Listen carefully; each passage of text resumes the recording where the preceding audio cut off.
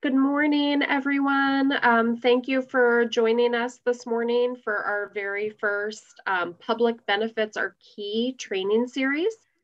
So this training series, along with the technical assistance or the Ask a Lawyer feature, are a partnership between the Seattle-King County Coalition on Homelessness, the Benefits Legal Assistance Program at Solid Ground, and the REACH outreach team.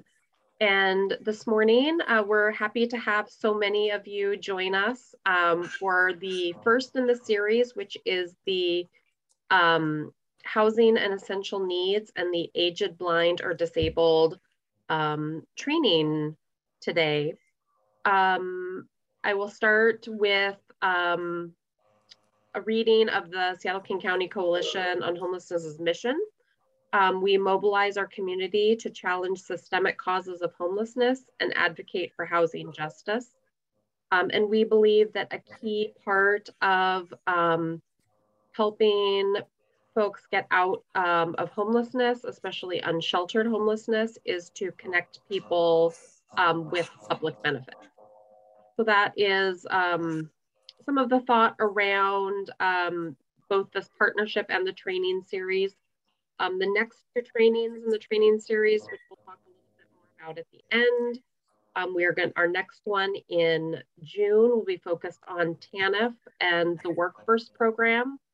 And then we will, in July, we will do a training focused on the intersection of Medicaid and Medicare and the Spend Down program.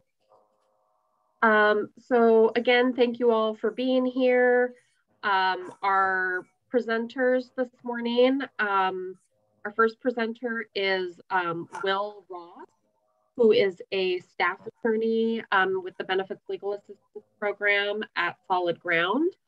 And co-presenting will be April Mazur, who is the social worker at the Benefits Legal Assistance Program at Solid Ground.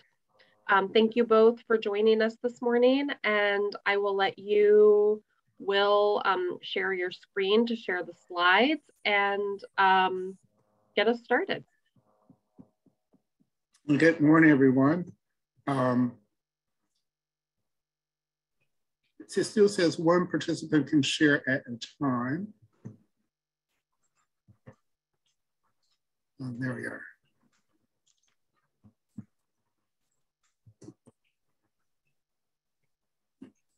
So I'll be doing this presentation. It's pretty thorough. If you have questions, the chat. Yeah. Part of, there are sections to this presentation, so I will be periodically answering those questions at the end of each section. So you don't have to say them all to the very end. And Sarah, I think you wanted to do this slide. Oh, am I doing this slide? I thought you said you wanted to do this slide, so. Either way, I can. Okay, go ahead. Okay.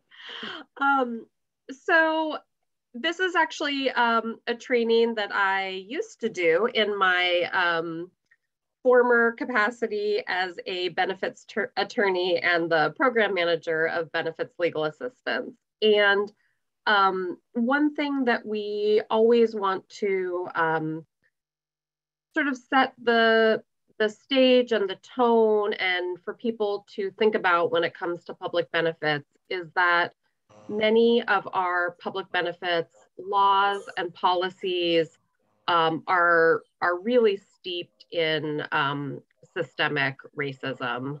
And we'll send these slides out afterwards, but we've linked to a few different articles that talk about the historic context on some of those racist laws, and and part of that, I mean, even if we think about the TANF program and its transition in the 90s, under the Clinton administration, where really the emphasis on work first and return to work, and having this emphasis with we shouldn't give people money unless they are going to return to the workforce, was really built around stereotypes that that folks have around who was receiving TANF benefits, or what are sometimes referred to as welfare benefits. And then the other piece is that oftentimes in the public benefits,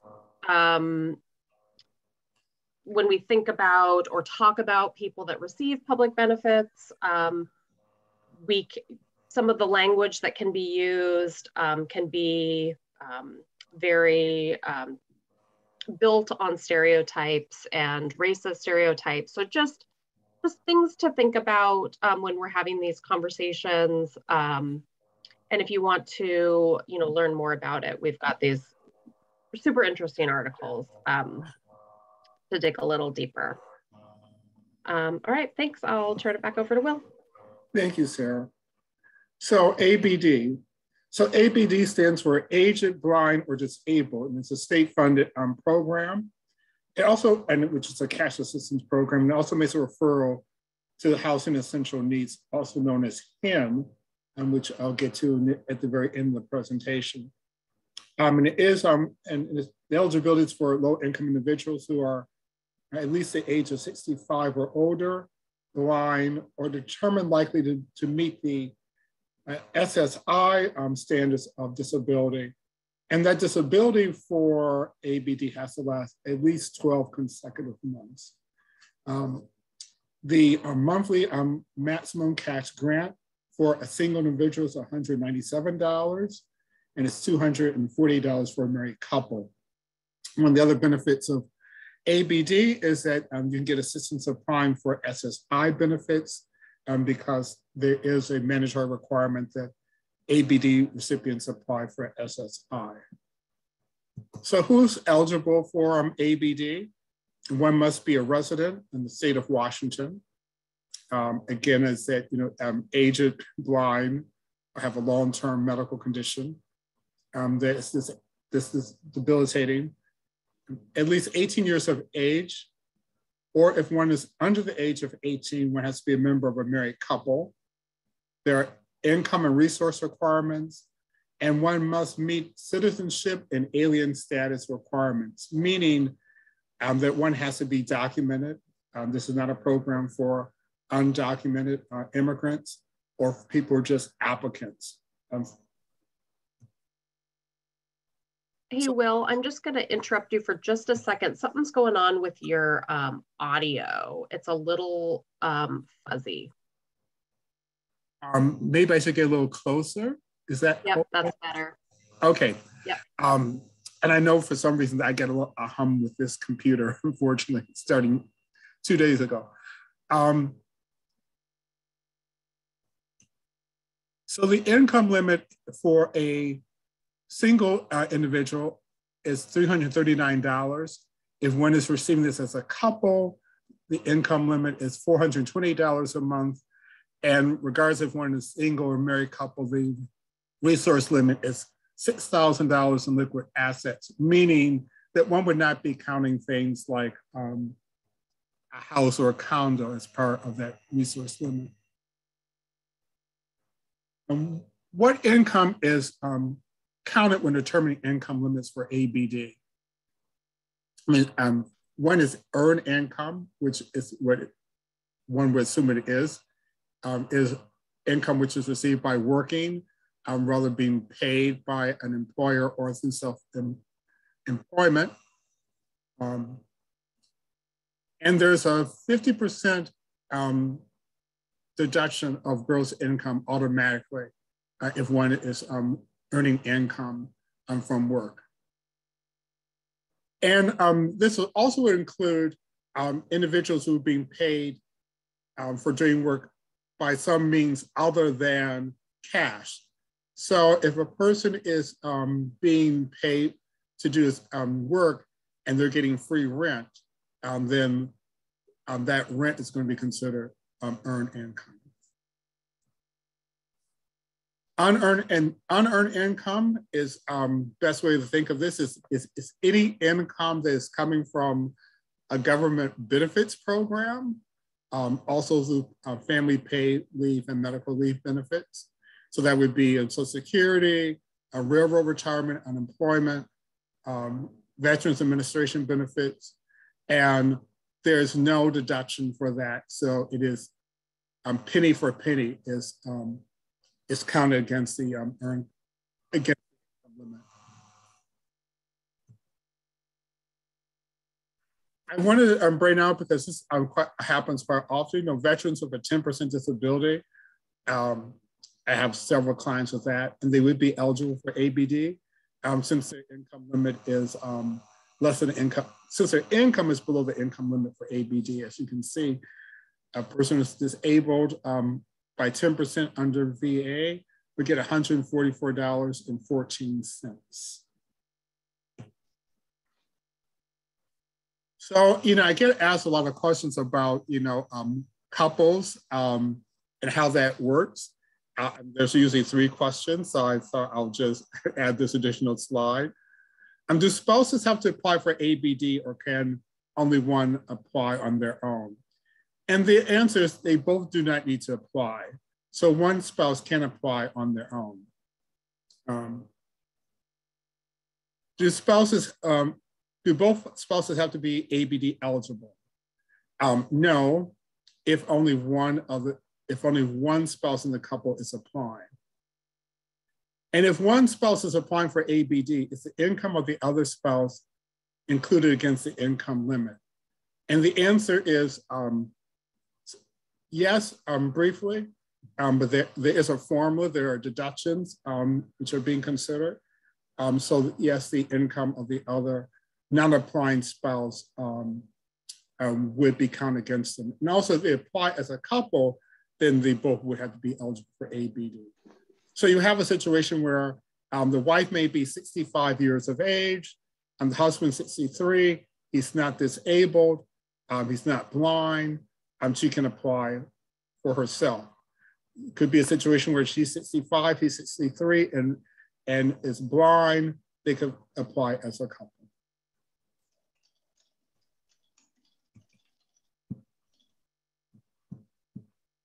So what are the disability requirements for ABD? Again, disabled means the inability to engage in any substantial gainful activity by reason of any medically determinable physical or mental impairment, which again, as I mentioned, must last for 12 months and has to be consecutive and with available treatment or result in death. Physical impairment means a diagnosable physical illness, and mental impairment means a diagnosable mental disorder. And there's a caveat to that.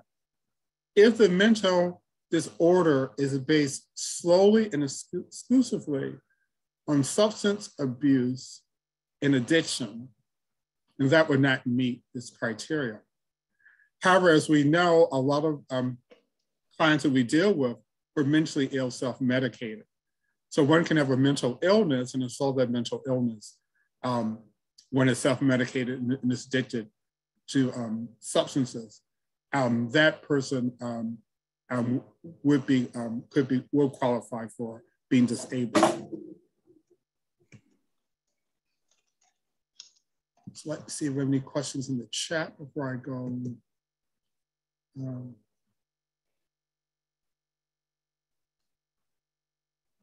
Yeah, Will, so there was one question about what does a 10% disability rating mean with the VA? And I was going to get to that. So I'm glad someone asked that question. So the VA has a different way of doing disability than Social Security would do or ABD does. A 10% disability doesn't necessarily mean that a person is only disabled by 10% or there's not a severe disability. They base it based on the disability. They also base it on the cause of the disability, when the disability occurred. So for example, I had a client who was at 10%, had a 10% VA disability based on mental health. However, that disability was not based on his service in the military. It actually was based on childhood trauma. And even though he was severely disabled and eventually was able to get an SSDI based on that disability, on VA, he was only 10% because that disability occurred before military service. And I hope that answers the question.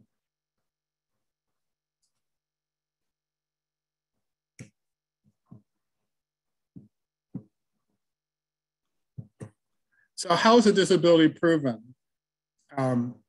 Evidence from a healthcare professional who have diagnosed the ABD applicant recipient for physical and mental impairment. DSHSS has forms which are called the physical function evaluation and the psychological physical function evaluation forms, and I will have a presentation of that briefly. And you can ask for those. You can also get them online. Another, with all these benefits, there's always a caveat. Not every health professional can provide a diagnosis. So it's important to know who can, who cannot provide a diagnosis of a physical or mental health impairment. And those are, if one is seeking to establish a disability based on physical impairment, only the following medical providers can provide a diagnosis. That would be an MD, a DO, doctor of optometry for visual disorders, a podiatrist for foot and ankle disorders, physician assistant for impairments within the license scope of practice. So if their practice is neurological, but you have someone who's coming in with arthritis, they cannot provide that diagnosis. Advanced registered nurse practitioner, again, like the PA, for impairments within their license scope of practice. Audiologist for impairments of hearing loss, balance disorders, and it has to be within their license scope of practice. And qualified speech language pathologist for purposes of establishing speech or language impairment. For mental health, and we see this, I think we see this problem more than any other of the cases. The only ones who can provide it are psychiatrists, psychologists, again, advanced registered nurse practitioner within their licensed scope of practice, physician assistant, again, impairments within their licensed scope of practice, school psychologists or other licensed or certified individuals who perform the same function as a school psychologist in the school setting for impairments of intellectual disability, learning disability, or borderline intellectual functioning. So these are the individuals who cannot provide proof of an impairment. And we see these quite often. A clinical social worker, who many of our clients see, who are actually treating our clients for mental health issues, they cannot provide diagnosis. Mental health professional, a naturopath, chiropractor, physical therapist, and chemical dependency professional. Now, even though they cannot provide a diagnosis, if you already have a diagnosis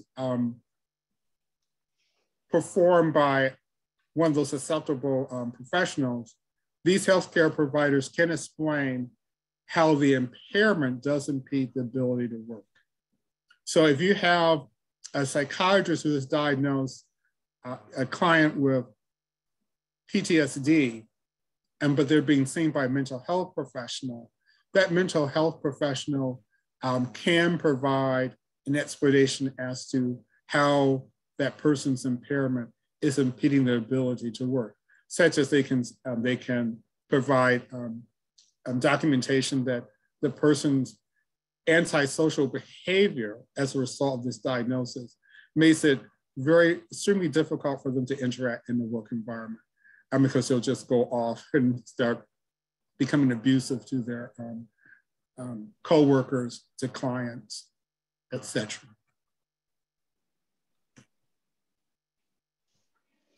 So I do want to go over what is a medical diagnosis. So a medical diagnosis is a process of identifying a disease, a condition, or injury based on the signs and symptoms presented. And a medical diagnosis is based on a patient's medical history, physical or mental examination, lab results such as blood or urine testing, testing such as hearing, vision, blood pressure, and objective testing examinations such as X-rays, MRIs, ultrasounds. And a medical diagnosis has been made when the medical provider records provide an explanation for the patient's symptoms or behavior, such as a patient has PTSD, which is causing acute anxiety or panic attacks, or the patient's pain is due to herniated discs. So to clarify that, the antisocial behavior and the panic attacks is not a diagnosis. Those are the symptoms or the signs of that something's going on. The diagnosis is actually the PTSD. Such as also if a person is experiencing pain, the pain is not the diagnosis. It's the herniated disc which is causing the pain. It's a diagnosis. So so what you want to look for, make sure you have a diagnosis, is you look for the conclusions and the summaries to determine if a medical diagnosis has been made. And what to look for in the medical records is when you have enough to establish a disability. We're definitely looking for an impairment that significantly impacts a person's ability to perform everyday tasks.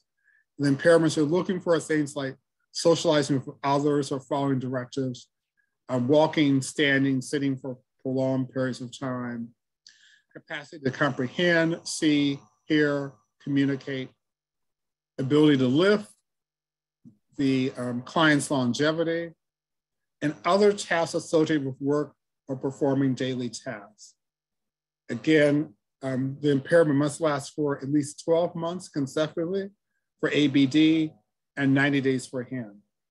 What you also need to make sure you have is it has to be objective evidence to support the diagnosis and conclusion. Again, that would be things like X-rays, examinations, hearing tests, and also make sure the diagnosis is done by one of those acceptable medical providers listed in the previous slide. Other places to find a diagnosis, school records is a good place to see there's a learning disability. VA records, particularly if the client has a VA disability. And one reason why I mentioned how VA classifies, just because a person has a 10% VA disability, doesn't mean the disability isn't severe. So you would like to look at those records. And one of the things I also want to strongly stress, your own observations of the client, meaning your observations may help in finding the correct diagnosis. I had a case where it was the disability was based on a soft tissue injury, but after conversing with the client, working with the client, I realized there were a lot of cognitive issues. Went into more depth with him, discovered that he probably had 3 or 4 concussions in his life. So Dr. Will, the neurologist, came to the conclusion that he may have a brain injury. and I set him up to go with the Brain Injury Alliance of Seattle, and where he actually was diagnosed with a brain injury. Also, which I never had this experience before until I came to BLA. I actually had the Social Security Administration send me an evaluation form, a function evaluation form for my client, where they were asking me to provide all my observations of the client I was working with in order to establish the person's disability. Again, there goes Dr. Ross again. Of course, I'm being facetious.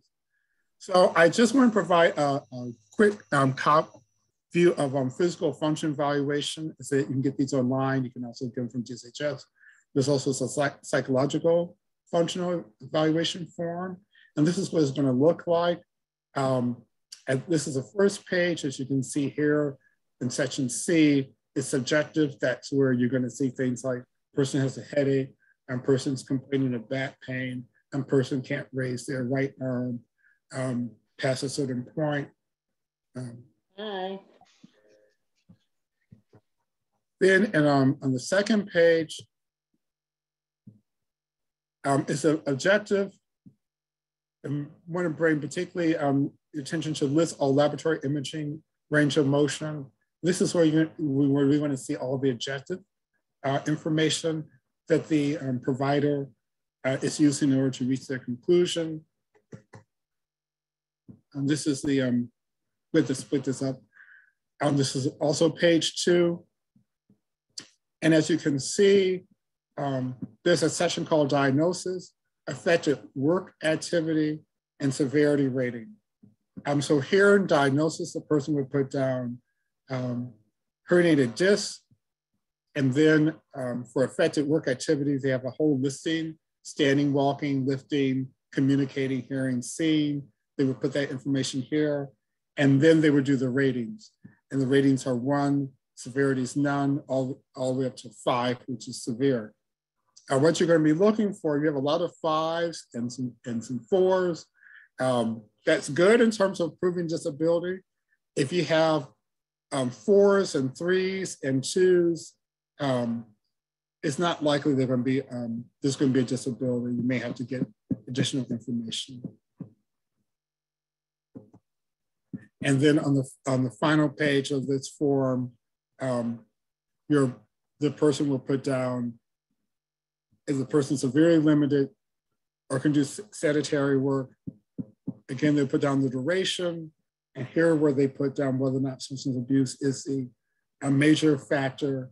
And then they provide a plan, either more testing and what treatment is recommended.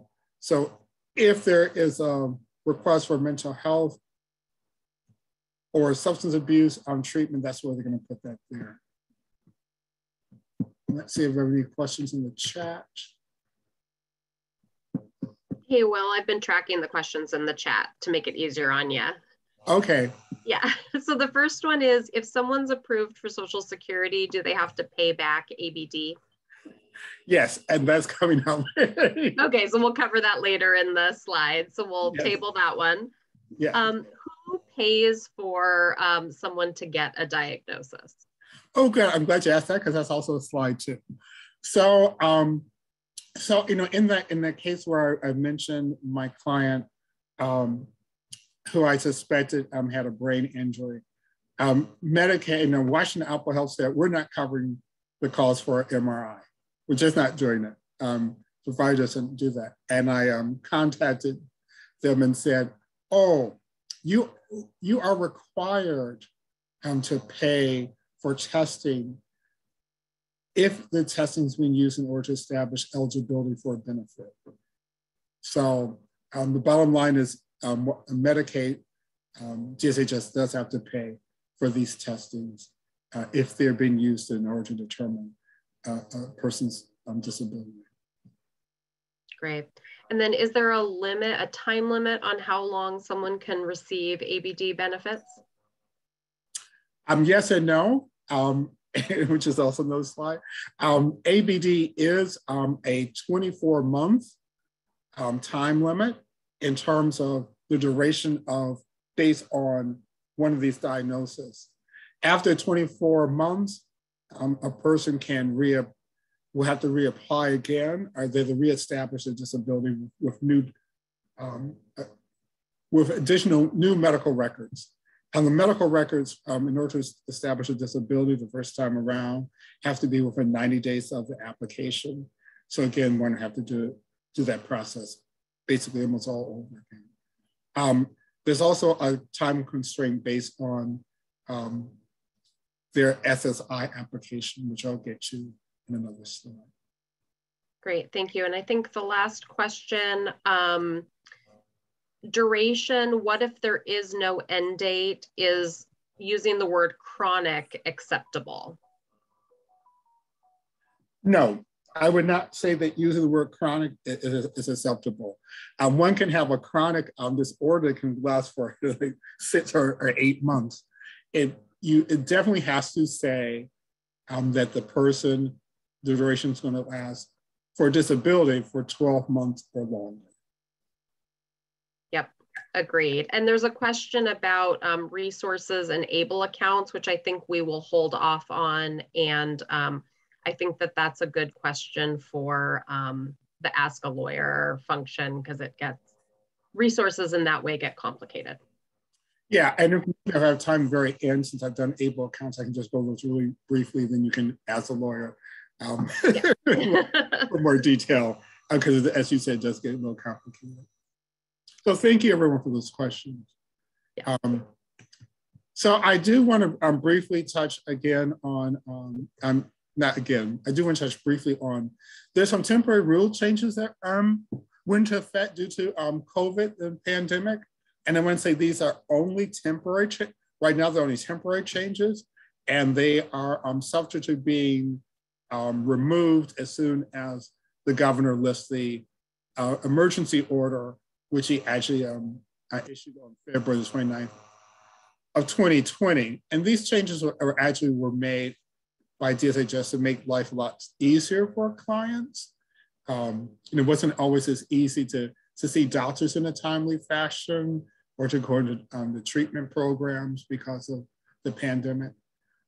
First I would say DSHS will not enforce sanctions due to the participants' inability to follow required treatment or vocational rehabilitation or SSI requirements due to COVID pandemic. So one can think of that if a person's been ordered to do substance abuse treatment, they're not going to be sanctioned for not participating in that, primarily because a lot of these treatment facilities, it became really almost impossible, very difficult for clients to continue with their treatment during that time period. DSHS will still be asking for this. However, if you have a client who was unable to participate because of the pandemic, just let DSHS know that as soon as possible. DSHS also extended eligibility reviews and mid-certification reviews.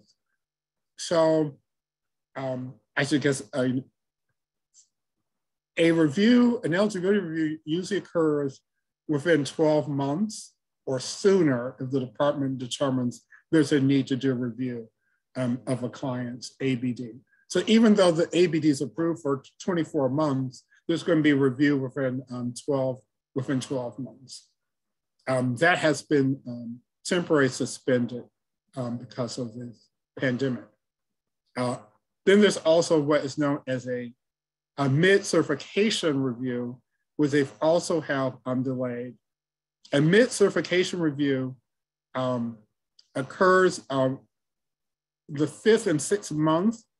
And what happens is that the department will send a form for the client in the 5th month of the eligibility, and that form has to be returned and completed by the 10th day of the 6th month.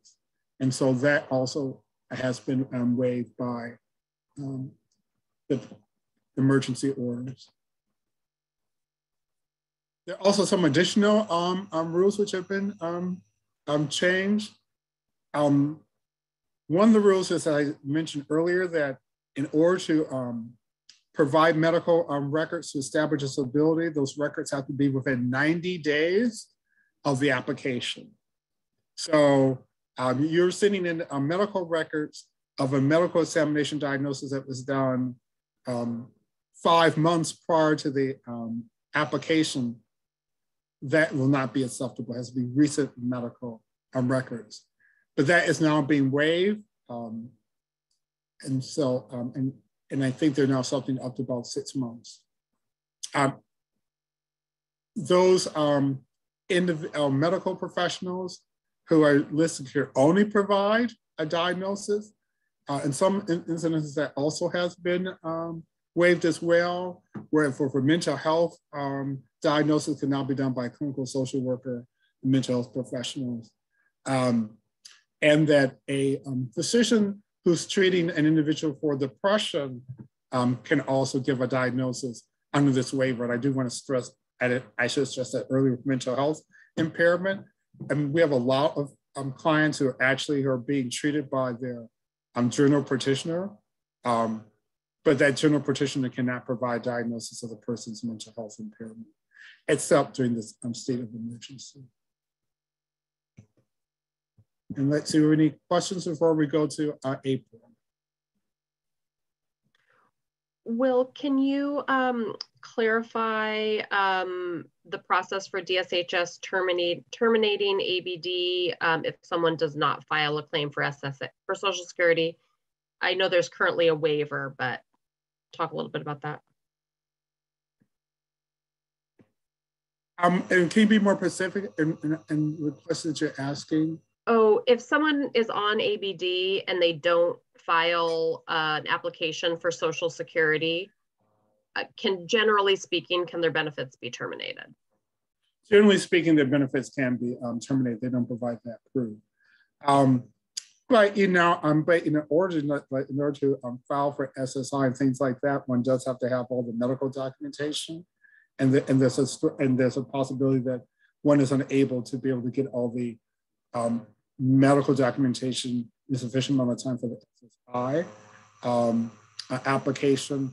So there is a waiver of not complying with all the SSI requirements and still remain an ABD while this emergency order is still in place. Great, thanks. So April. So April Mazer, she, her pronouns. So I will be going through the application process with you guys. So you would fill out the DSHS application form 14001.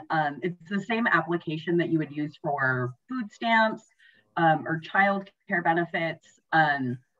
So yeah, and then you can submit that to DSHS either by fax or mail if you're filling out a paper copy. You can also go to washingtonconnections.org, .org, and fill out the online application is another way that you can submit it to DSHS.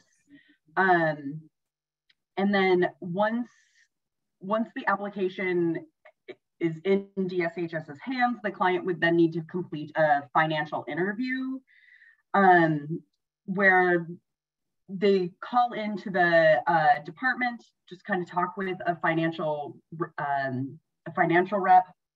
and just verify the information that was submitted on their application. And then you want to submit the application with as many medical and personal records as possible to support the disability claim. We've kind of talked in length about what those will look like. And then I think we can go to the next slide, Will.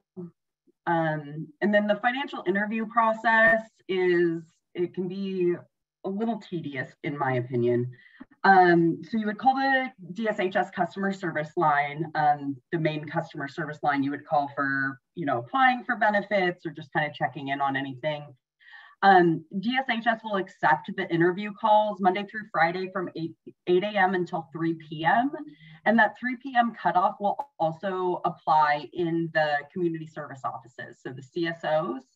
And then if a client is calling in for themselves, I recommend that they call in as early as possible, just to avoid longer wait times, because DSHS's phones can get a little bit overloaded kind of as you get later into the day. And then, as I mentioned, yeah, the CSOs will also do the interviews from 8 a.m. to 3 p.m. And then they issue the EBT cards, which people would use for either cash benefits or food stamp benefits until 4 p.m. So you can go into the CSOs and pick those up. So I don't know if anybody has any questions about the interview process. I feel like I talk really fast, so slow me down if there's any. Are all of the offices open? All of the offices should be open. For walk-ins, you shouldn't need an interview, or not an interview, an appointment to meet with people. You should just be able to walk in. They are doing self-screening against COVID-19. Social distancing is required in there, masks are required in there. I know the Belltown one, because that's the one I live closest to and walk by the most.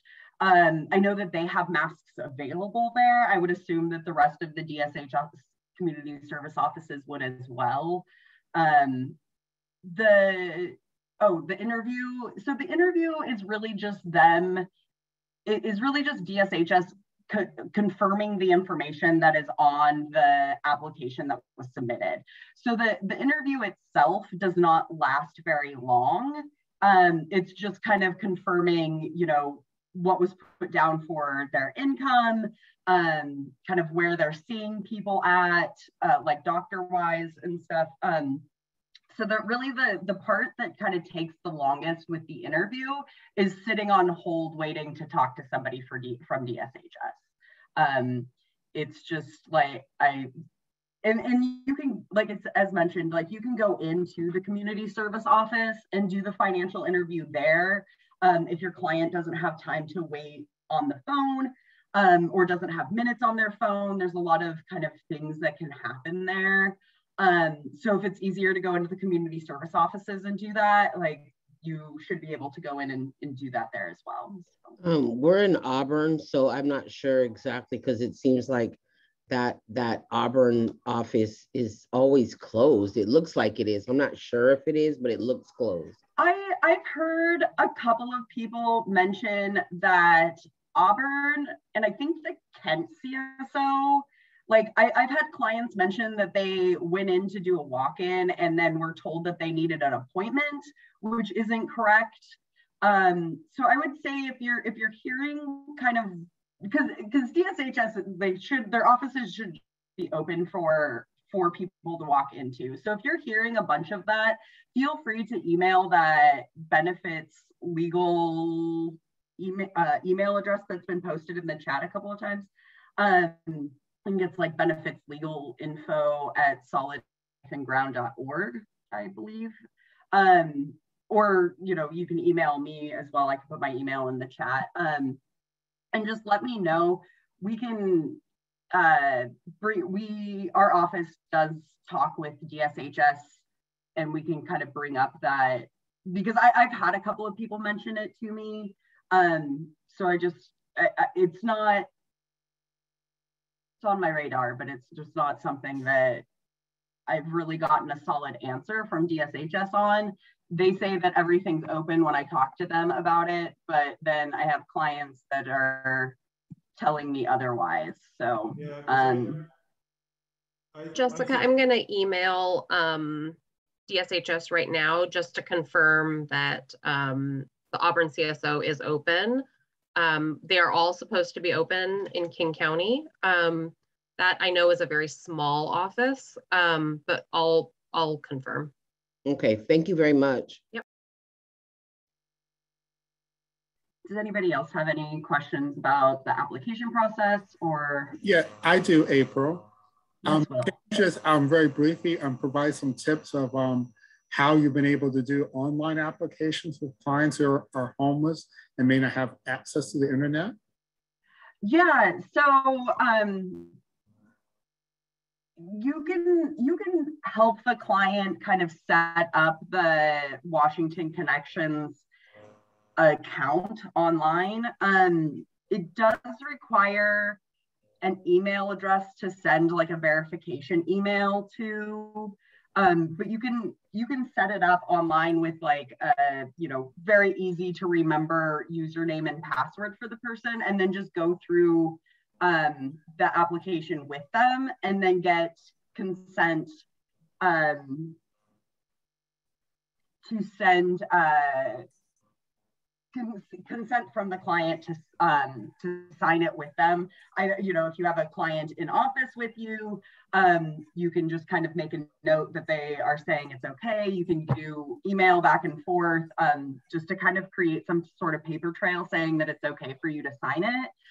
You can also set yourself up as an authorized representative for the client. So if you have a client that's super high needs, an authorized rep will allow you to it'll allow you to do like the financial interview process for them. You'll receive all of the mail, like letters and stuff that are being sent out. And you won't receive like EBT cards, but any like award letters, denial, termination, like any letters that the DSHS is sending in regards to what is going on with those benefits, like you would get those letters as well as an authorized representative. So that's another way that you can kind of do those things too. Thank you, April. Yeah. Sorry. Maybe by the chat when I do these things. So okay. So what happens when a person is approved for ABD? As I mentioned before, the ABD approval will be for 24 months. And there is a requirement to apply for SSI. You do have to repay the state back if you're approved for SSI. And that is a form called DSHS 18235. So that has to be signed and sent back to the department. How repayment is done is sometimes it takes 2, 3, 4 years for an SSI application to go through SSA. And so then a person will be getting back, once they approve for SSI, retro payment for like 3 or 4 years. And wherever they're receiving ABD is going to be taken out of that initial retroactive payment. The state will get their portion and the remainder will go to the client.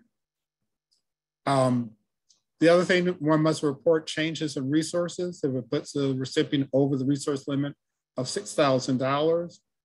You must report all changes in income by the 10th day of the month following the change in income.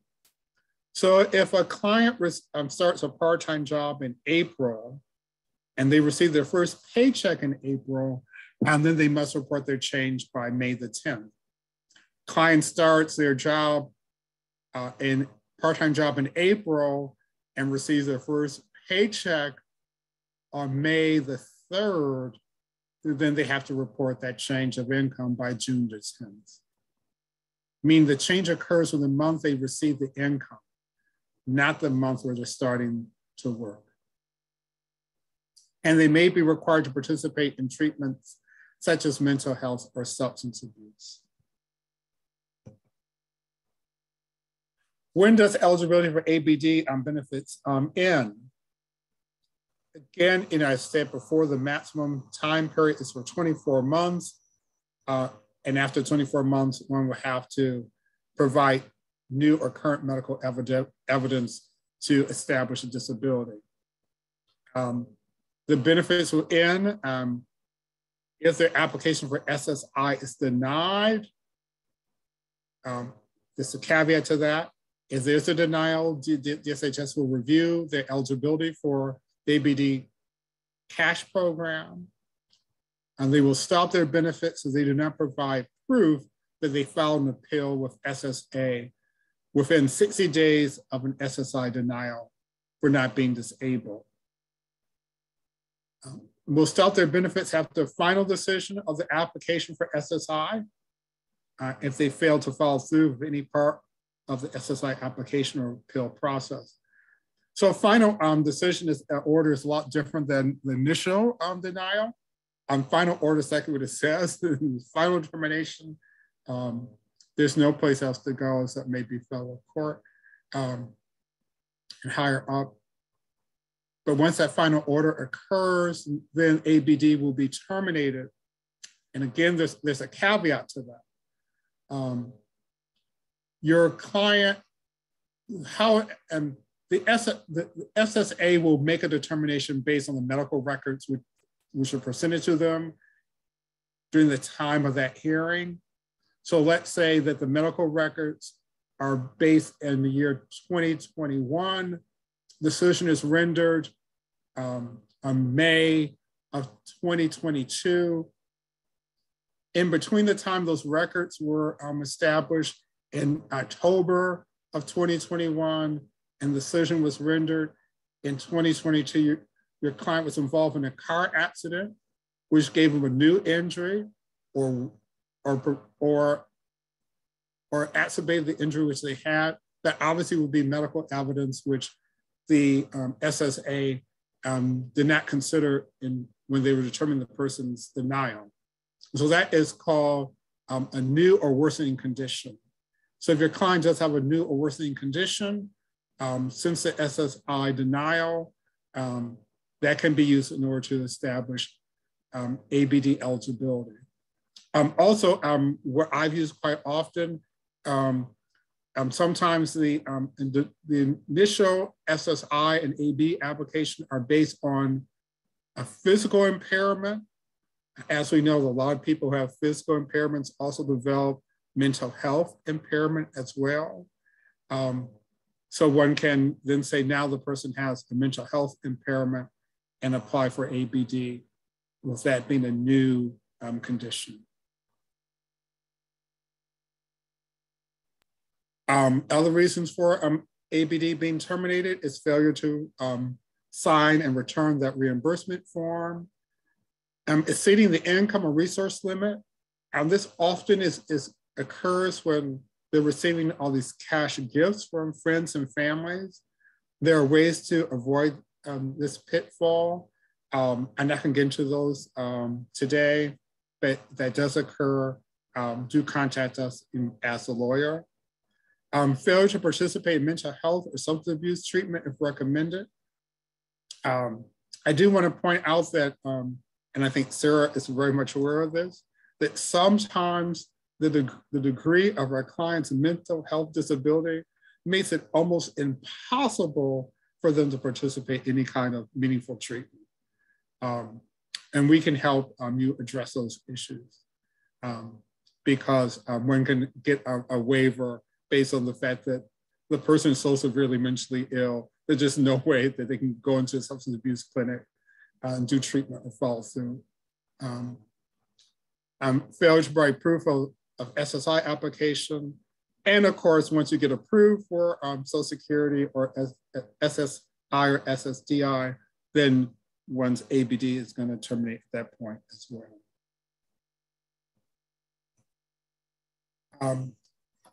Common reasons why an ABD application may be denied. I think one of the most primary reasons is that failure to prove the disability will last at least 12 months or the lack of objective evidence. You know, I think you will see this often like with a person has a back injury, it's a soft tissue injury. There just aren't the corresponding MRI or x-rays to show what is causing that back pain or injury. Again, I want to note, Medicaid tells clients that some of these tests like MRIs will not be covered. They will, if it's necessary to establish an eligibility. The other big note, and I was just reading that like 60% of people disabled or 70% of people disabled is actually mental impairment. You have to be really careful when you have a mental health evaluation done, particularly if it's done by someone that DSHS has contracted to do the evaluation. One diagnosis that we see quite often in the evaluation is they will conclude that the person is malingering, meaning they are exaggerating their disorder or they're making it up. Because there really is an implicit bias in how they perform these. And I did see one study that claims that this is a diagnosis which is made in 60% of all cases where the person is claiming that they are suffering from PTSD. So I strongly recommend that do not depend or rely on JSHS to do the mental health evaluation. Find one your own. Case and example I would give, had a client, I'll call, Roger King, because he experienced a Rodney King kind of beating and abuse by the Washington State Patrol severely, and that's what they thought caused his back injury. His head was pounded repeatedly. As a result of that, when he was stopped about a year later by SPD, he did not respond. Again, was subject to a beating, not as bad. And then he also experienced a severe beating by community members, all within about 3.5 time period. The white mental health evaluator determined that my client's diagnosis was malingering, that he was making up that he was experiencing any kind of PTSD from those beatings, which to me was just incredible. I did find a mental health professional who happened to be African-American, like my client, who also experienced abuse. We got a completely different diagnosis. Often the physical and mental health functional evaluation forms are not done correctly. So please look over those, familiarize those with yourself, have your client sign a release of information so you can share information with the doctor and help them fill out completely. The other reason for denial is a person may be engaged in gainful activity, which includes activities that a person would normally be done for perform. So let's say you have a client that's working like volunteering 20 hours a week for Habitat for Humanity. And they're actually out there, doing all this volunteer work. That could be a reason. Medical evidence not received in 90 days of application, except during the pandemic. Sometimes the documentation is 120 days old. Under normal circumstances, that would not be considered current. And also, the medical evidence has to be received within 90 days of the application. So if you file an application and then on 95th day, you finally submit the remainder of the medical evidence to establish the disability, it's going to be denied because it wasn't received within 90 days.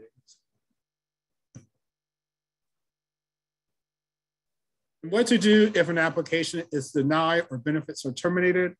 Request a hearing, contact us, or reapply.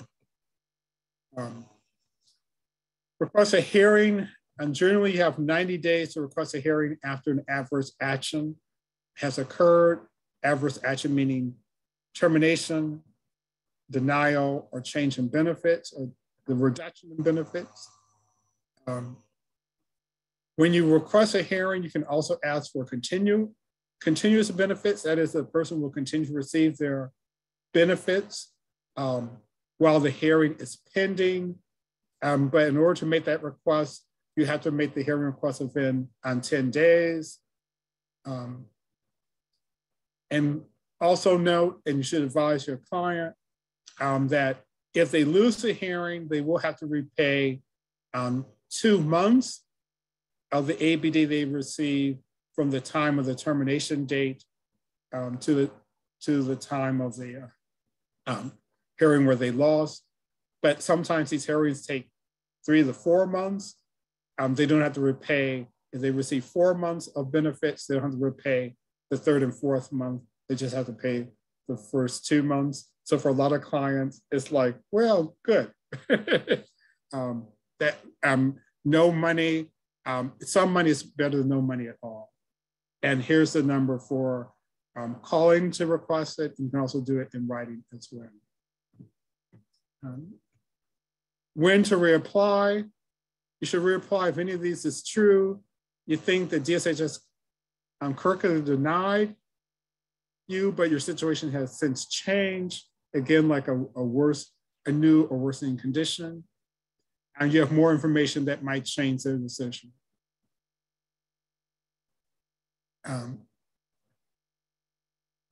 We have any questions at this point before I go?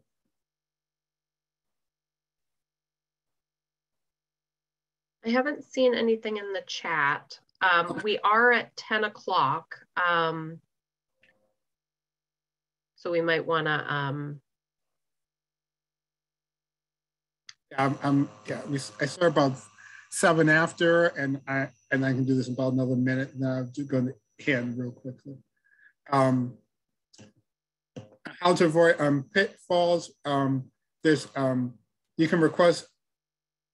I do a lot of my clients who have health impairments. I work out an equal access plan where you can get DSHS to improve how they communicate with your client by sending more notices, calling them before they terminate, things of that nature, and also as a designated authorized representative, which April has already discussed. And make sure you report all your changes and circumstances within the time period, which I've already mentioned before. I'll skip this one. So housing essential needs, HEN. The housing essential needs is a referral program which provides access to essential needs items and potential housing assistance for low income adults who are unable to work for at least 90 days based on a physical or mental disability. The eligibility for HEN is determined by the Department of Commerce through a network of homeless and homeless prevention service providers. So what happens when a person applies for ABD, DSHS will make the HEN referral. In King County, HEN is administered by Catholic Community Services. And the income limit for HEN is $339 a month. If it's earned income, 50% of that is going to be discarded. Resource limit is $6,000. This is not a cash grant program. This is a program for adults. So who's eligible for HEN? Any person residing in the state of Washington, unable to work for 90 days, be at least 18 years of age or older, or if under the age of 18, legally emancipated or member of a married couple, ABD recipients. Unlike ABD, individuals with disabilities primarily based on substance abuse also qualify for this program. Persons who are participating in the Department of Corrections, family offender, sentencing alternative, or community parenting alternative programs may also be referred for HEN referral programs, because most of these people will not be eligible for ABD, but they would be eligible for HEN.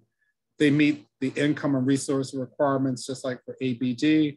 Also like ABD, they must meet the citizenship and alien status requirement. HEN may provide rent and utility assistance if you're homeless or at substantial risk of losing stable housing without housing support. And HEN, not DSHS, makes a determination of whether someone is homeless or at substantial risk. And April, I'll let you do the overview of the HEN process. Yeah, so when an applicant is approved for HEN, the applicant would then, the month after they are approved, they would call on the first business day of the month to Catholic Community Services. And they take those intake calls between 9 a.m. and 2:30 p.m. Monday through Friday, excluding holidays. And then you kind of just get put into this queue, and you end up talking with one of the HEN case managers, and they do an intake, and then they kind of take over the process of helping the person find housing and getting them into a place that is within the income limits for kind of HEN and ABD. So yeah, does anybody have questions? I mean, it's kind of just call Catholic Community Services on the first business day of the month is the big thing. And you want to try to call as close to 9 a.m. as possible, because our queue fills up pretty quickly. And if it gets filled up if it gets filled up too quickly, like you can kind of get pushed into like having to wait until the next month to do it. So it's recommended that you kind of basically start calling like right at 9 a.m. or like maybe a few minutes before. Yeah, because you could be put on hold. You could call it at 9:02, be put on hold, and they don't pick you up until 11 o'clock. And by 11 o'clock, all the slots of that month have been taken. And then the client has to start the process all over again the next month. That said, HEN has a pause on intakes until I think either starting July 1st or through July. I'll address that April. Oh, okay, sorry. So what does HEN provide? Housing utility assistance. The evaluation amount of combined monthly rent and utility assistance will be determined at the intake appointment, as April has mentioned. There's a one-time move-in assistance, including application fee assistance, may also be available depending on the type of unit in relation to the landlord. Documentation of formal rental relationship is required. They also will pay for, in some circumstances, for rent, for back rent and utility payments on a one-time only basis.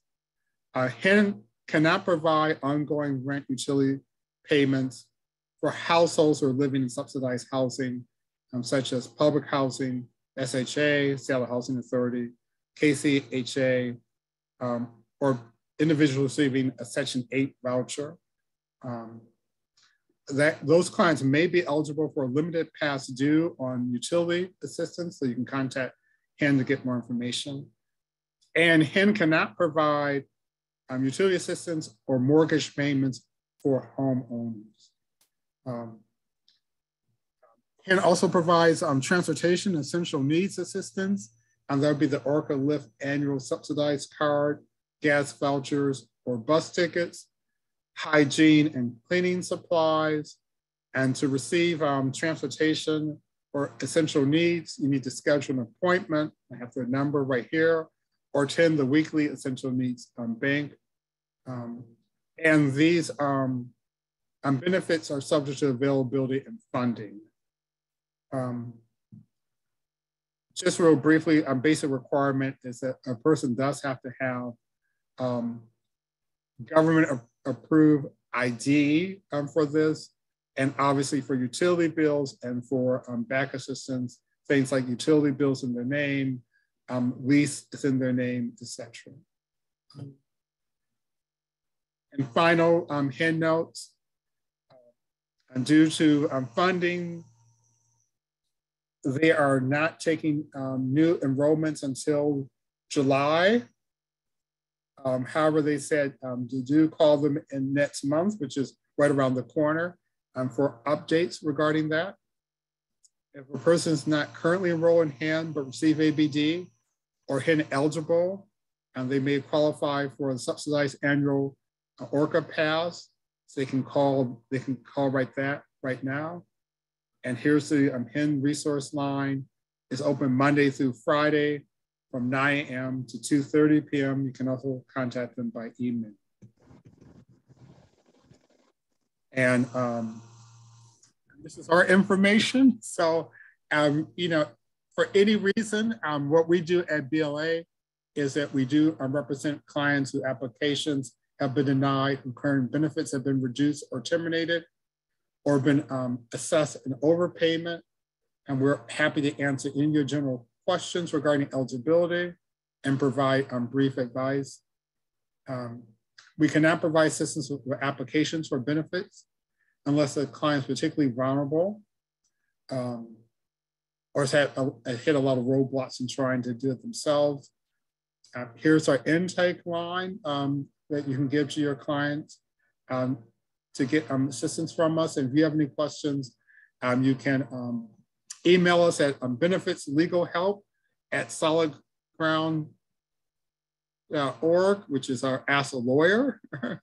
And then in the subject line of your email, do put down Ask a Lawyer, or you can contact Hannah Rosenberger or myself. We're the current attorneys, and I provided our telephone numbers and our email addresses. I know people say attorneys are really busy, but for me, the bottom line is call me in advance if you have any questions or issues occurring as opposed to later.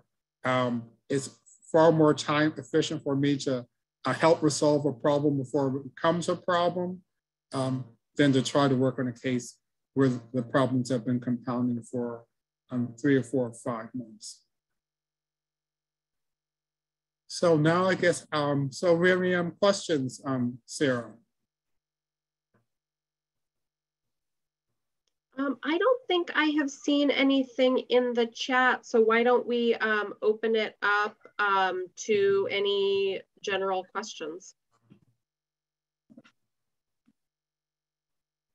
I have a question. I think I missed the slide that had the list of disabilities that are actually eligible. Would you guys be able to go over that again? And sorry, can you ask that question again? Yeah, I think I missed the slide that you put all the disabilities that are considered eligible. Would you be able to go over that again? Oh, I didn't put that. I didn't have a slide on a listing of a list of categories of disabilities, but I can go over what the disability is. That's the question you're asking. So, disability is any physical or emotional impairment that greatly impacts a person to perform daily tasks or work functions. And so in terms of like in physical, that can be the ability to sit and the ability to walk, the ability to stand for any prolonged periods of time, and the ability to lift objects over like 5 or 10 pounds, ability to focus or concentrate, and to hear, to see, to speak. A person could be in just severe migraines where they are always constantly in pain, and which obviously means that they cannot function, maybe oversensitive to light. So that would be kind of a general overview of what would be a physical disability. Obviously, a person who is paralyzed, that's a disability, but they still may be employable because they can work at a call center. So that's a committed issue. Mental health impairment is the same thing. The mental health impairment has to be so severe that it interferes with their ability to perform daily tasks, work functions.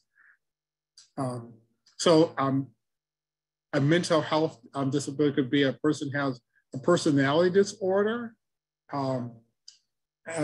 which means that they are just really paranoid, extremely paranoid and abusive to people over anything and everything. So obviously, that's going to impair their ability to be in a work function where they cannot follow directives of the supervisor without blowing up at them, where they really cannot interact with the public because they become abusive at the drop of a dime. And then, of course, we think of things like paranoid schizophrenia, severe depression, PTSD is a classic example of a mental health impairment.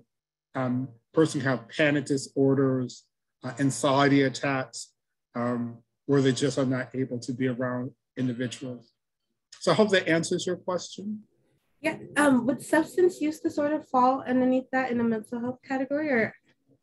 No, substance abuse in and of itself for ABD is not disabling. Does not establish disability. As I mentioned earlier, so many of our clients that we have who have mental health disorder, they do self-medicate. So there is an underlying mental health disorder. Got it. Okay. This is PTSD, and the person is self-medicating with alcohol or some other forms of substance abuse in order to ease the mental pain, the PTSD. Then one can have a substance abuse addiction and be considered disabled because one has the PTSD. But without PTSD, no, you cannot. With HEN, it's just there's not a barrier, and one can be, one's disability can be based on substance abuse only. Got it. Okay, thank you.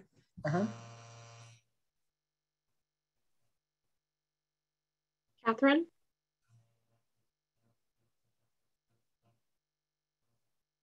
Sorry, couldn't find my unmute button. So I've got a client on, well, okay, here's a general question is, does the HEN program provide housing navigation support to clients enrolled in HEN? April, you want to answer that question? Yeah, so when a client does an intake with the organization that is kind of running the HEN program in the county, they should be assigned a case manager that should be helping them with the housing search and finding a place that that they are able to kind of get into in terms of, you know, making sure that the rent is going to be affordable for the person, and just kind of making sure that it's, you know, like a place that the person, so yes, the answer to your question is yes. The Catholic Community Services and the other organizations should have a case manager helping the person with the housing search. Got it. Thank you. That sounds good. Okay. Yeah, and feel free to email me if you have other or more specific questions, or email our general like ask a lawyer thing. So Will, one of the questions in the chat is if someone starts to work and they're receiving HEN, what do they need to report and to whom?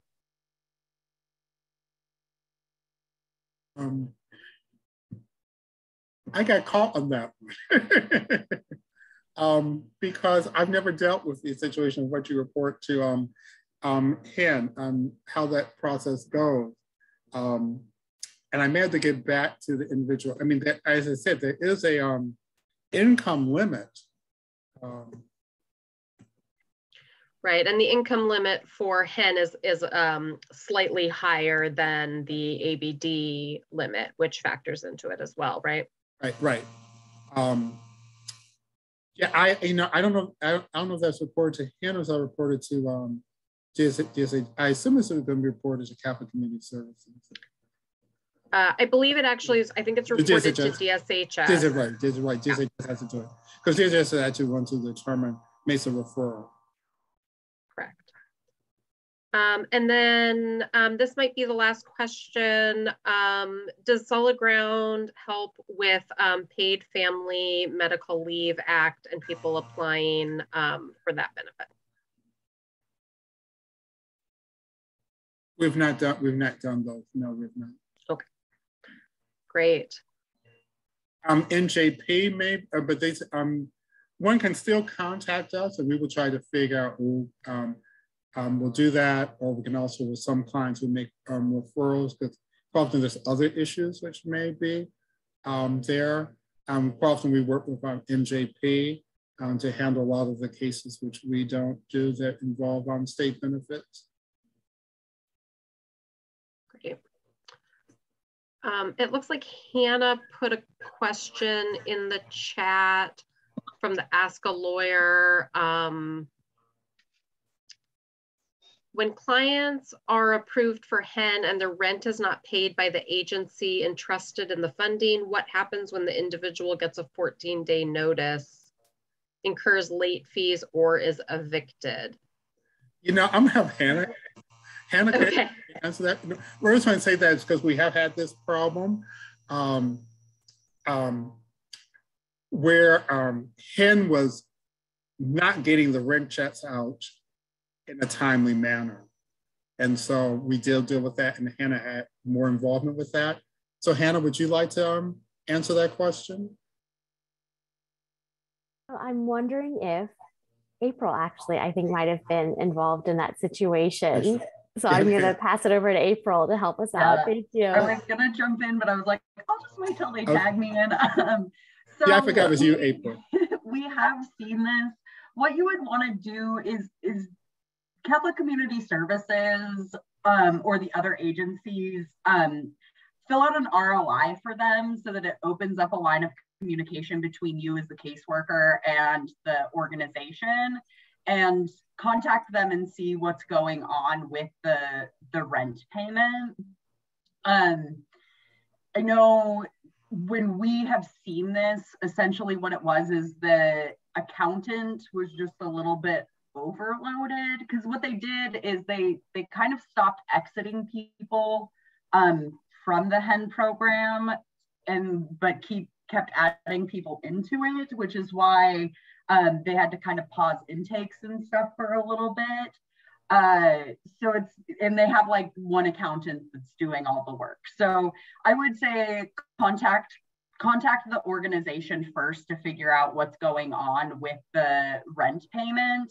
And then once you kind of have that information, you can kind of make a better game plan as to like, if you need to refer it to, like Housing Justice Project or a place that can help them with the eviction process or something like that. It'll just kind of give you a better idea of like what's actually going on with the housing. So I would say ROI, contact the organization. Yeah, because the problem is that even though HEN is supposed to be paying for the the onus is going to fall on the client, which is really unfortunate.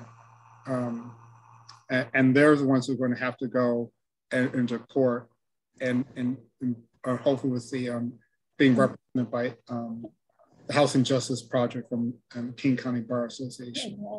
But there's very little that we can do on to rectify that problem.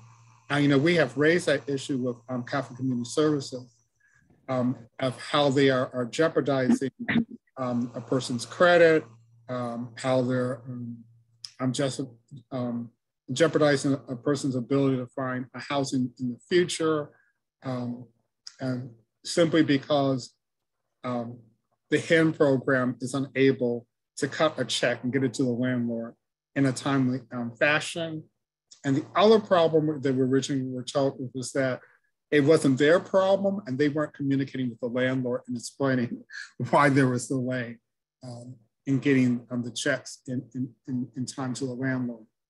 And I'm not maybe able to address that. And that sort of that particular issue has been rectified with Catholic Community Services.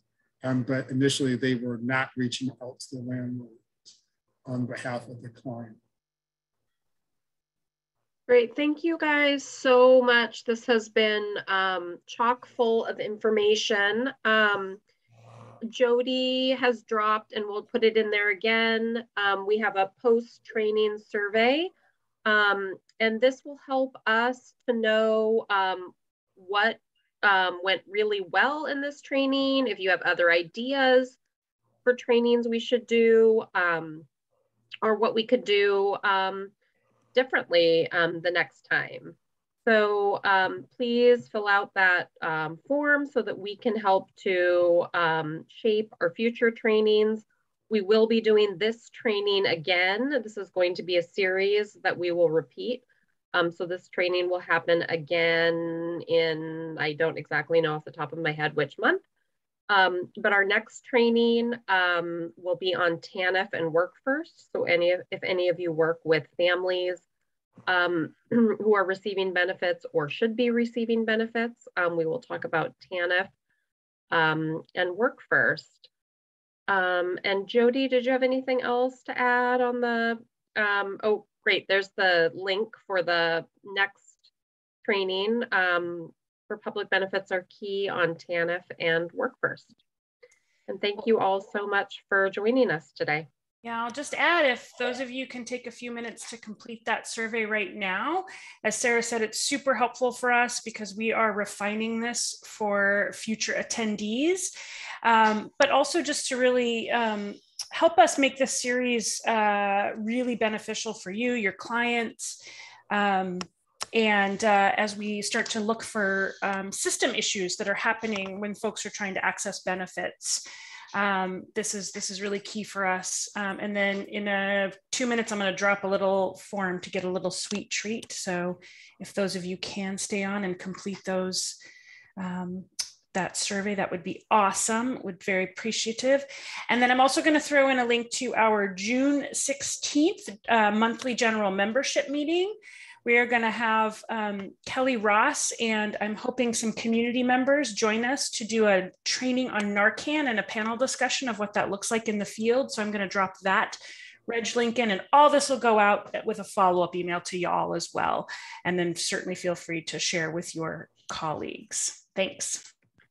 Great. And then one last thing, during this meeting, I did email the head of the DSHS Community Services Division in Olympia and confirmed that the Auburn CSO is open.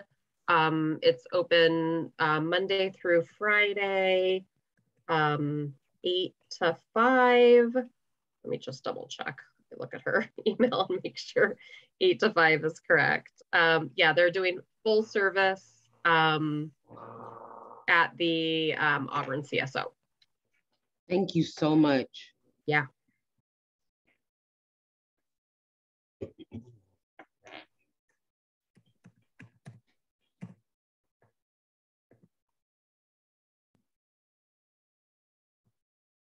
And Jody, I just sent you the updated PowerPoint presentation that you can send out. Wonderful, thank you. Do we need to send our email so we can get the PowerPoint? If you registered for the training, we will have your email. If you got the link from someone else, then definitely drop your email in the chat, or you can email it to me directly.